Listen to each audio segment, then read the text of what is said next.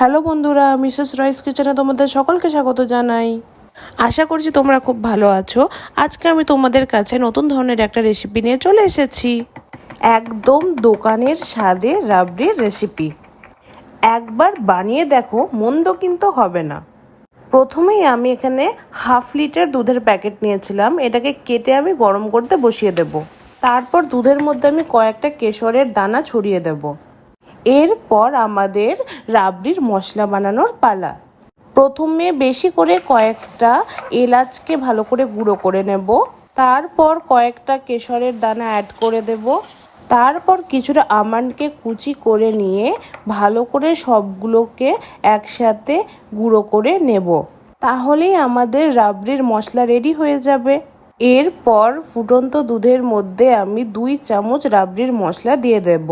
তারপর দোকান থেকে কিনে আনা কালাকাঁদ আমি ইউজ করেছি। এখানে আমি 5 থেকে 6টা কালাকাঁদ ইউজ করেছি। আর এই কালাকাঁদ ইউজ করলে আর চিনি লাগবে না। তাহলে ব্যাস কিছুক্ষণ ভালো করে ফুটিয়ে নিলে আমাদের ইনস্ট্যান্ট রাবড়ির রেসিপি রেডি হয়ে যাবে। তোমরা একবার বানিয়ে দেখো বাড়িতে, তারপর আমি শিওর তোমরা প্রত্যেকবার এই প্রসেসেই বানাবে। শেষ করছি, আশা করছি আমার ভিডিও তোমাদের ভালো লাগবে। আর আমার ভিডিও যদি তোমাদের ভালো লেগে থাকে তাহলে প্লিজ লাইক শেয়ার সাবস্ক্রাইব করে দিও। Thank you.